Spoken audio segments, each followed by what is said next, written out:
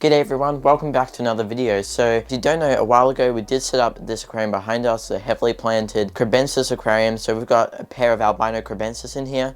Well, I got male and female, put them together, and now they've paired up and they're basically going to breed soon. So we've got to prepare for that. We're going to have fry and I want to grow them out, and I've got other fish breeding that I want to grow out too. So we're going to be setting up this 15-gallon behind me over here next door. It's the exact same tank as this. And we're going to be setting this up today. Really simple setup. It's not going to be a long video, but it's going to be fun to make. And I've got a couple ideas to put in this tank that's going to make it look a little nice, and it'll be beneficial for the fish too. I'm just going to voice over what I'm doing with this tank. We're going to go set it up, and with that said, let's just get straight into it and get this tank filled with water and set up ready for some fry in a couple weeks. Alright, so what we're looking at here is a Bioscape 60 by 30 by 36 centimeter tank, otherwise known as a 2-foot tank. So we're working with a nice size for a fry.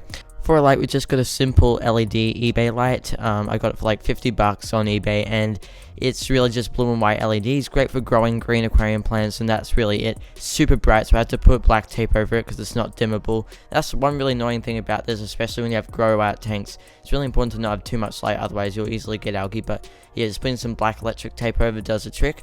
We're just cleaning out the tank, giving it a good rinse. There's a bit of dust on the bottom from the rocks that have been sitting in there for the last month, and yeah, dry that off. And now it's actually going to fill up the tank first, mainly because we're working with different sort of plants, so we're not like using any stem plants and that sort of thing, or foreground plants. It's going to be pretty simple. So yeah, we're just filling up the tank. We've got a simple sponge filter. We're going to have two sitting in here.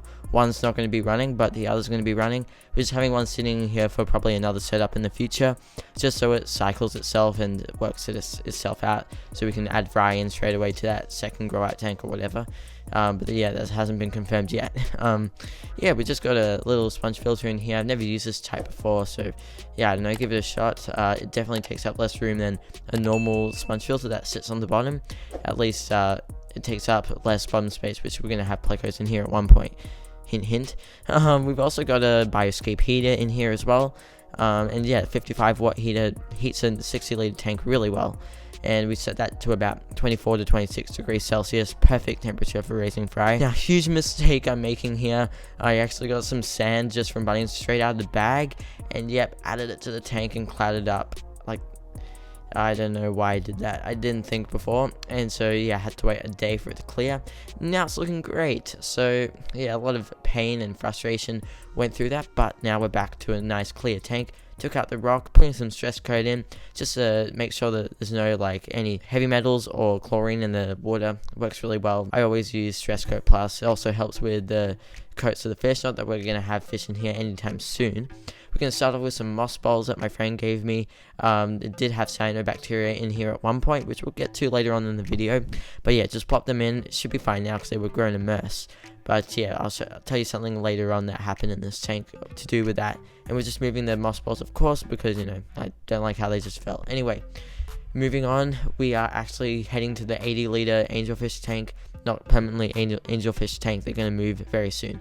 But yeah, we're taking out this beautiful piece of Anubias. I bought it from ScapeShop, which is a great Aussie online plant store. They sell really high quality plants for really good amounts too. And I think their main supplier is Pisces.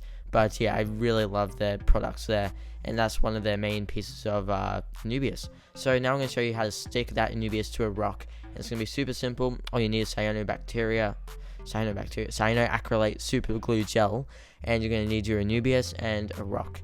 So I use a gel. You can use a liquid, but it doesn't really work very well. I've tried it before. It's really hard to use when you're just sticking a plant to a rock. But anyway, we get the gel form and we just stick that along where we're going to have the rhizome contact with the actual rock or the roots, and we're just going to hold that down. It takes about 24 hours for the glue to fully set, but we can quicken that by wetting it with some water. It'll turn fully solid in about 24 hours. And that's how you make a little Anubias creation. Alright, moving to the Java Fern, also from ScapeShop, the Java Fern of course. We're gluing this to little pebble stones, whatever you want to call them. And yeah, just a dab of super glue gel, really that's all you need. And then you get the rhizome and the roots, and you try and put them in contact with the super glue gel and the rock, and just like hold it together for about 30 seconds to a minute, just like with the Anubias. Let it half set, I guess, and then yeah, add it to the tank. So we're adding the Anubias first. Looks super nice. Oh gosh, yeah, really nice piece from ScapeShop. Really happy. I'll leave the link to the their website in the description below. Not sponsored at all, just with my own money bought it, and I thought, oh, yeah, it looks really nice. So yeah, adding to the tank. Honestly, this tank looks pretty nice just with these simple plants. But yeah, so we're also adding some pearlweed to the top, some micranthemoids, hemianthus micranthemoids, whatever you want to call it, it's the scientific name, along with some pine needle, which is a really nice stem plant, and you can really grow any stem plant floating as long as there's some nutrients in the water, and there'll be lots of nutrients and nitrates from all the fish that we're going to be having in here. Now for a little montage for you guys to enjoy to show you how this stage is looking.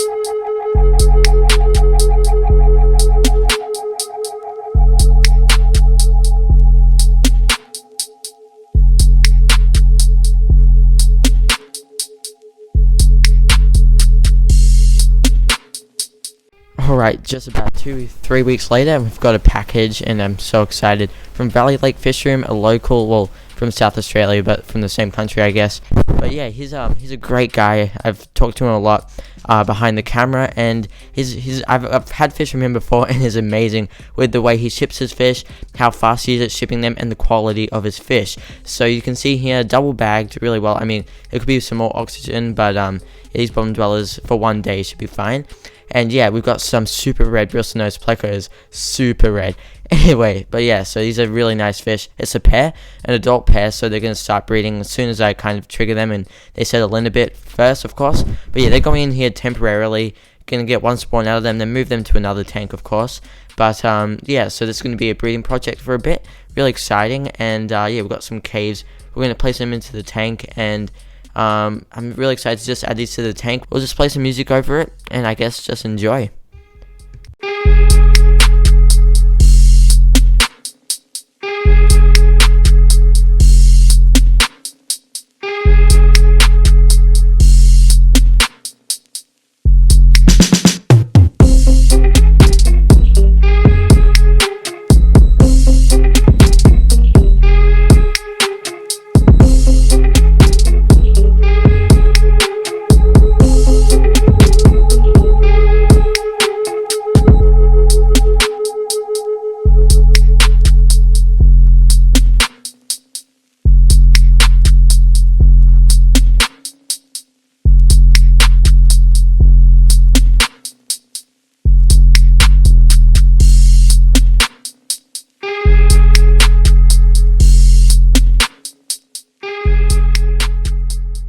Alright, so it was about 3 or 5 days later, somewhere between then, and the tank is looking really good. Actually, I just did a water change and cleared up the bottom because it was full of fish poop. Bristlenose plecos are heavy waste producers, so just in case you didn't know, yeah, they poop a lot.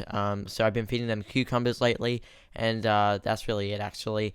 And they've been eating a lot of the algae in the tank, of course, and you can see the male or the female right there. Can't tell on the camera, but yeah, it looks really nice. You can tell they're looking really vibrant red. Alright, now sorry about the little moss balls. We took them out because although they were grown immersed and bacteria hates oxygen, so you know bacteria will hate oxygen, meaning it'll kill it if it's grown immersed because it's grown out of water. Lots of CO2 is present and can kill the cyanobacteria. But yeah, I assumed that it was all gone, but clearly not. It came back, and luckily I put some hydrogen peroxide in this tank. It was before I added the fish, and it's all good now. But yeah, it just lets you know we took out the moss balls because of that. And yeah, it got a little bad, but at least we got to it early. But yeah, so that's all good. Yeah, the crebensis fry are about 2 or 3 weeks away from being able to go into the nice big tank, which is really good because they're on baby brown shrimp and they're starting to really grow now, which is it's at that stage where they just like shoot off and grow like crazy off baby brown shrimp. So, but separate video coming on that soon, don't worry. Well, yeah, so that's the little tutorial for you today on how to make your own little, I guess, breeding / grow out tank. It could be either if you want. But yeah, really simple. I hope you enjoyed. Just yeah, a little quick one today, and yeah, thanks so much for watching, guys. Have an awesome one, and I'll see you all later.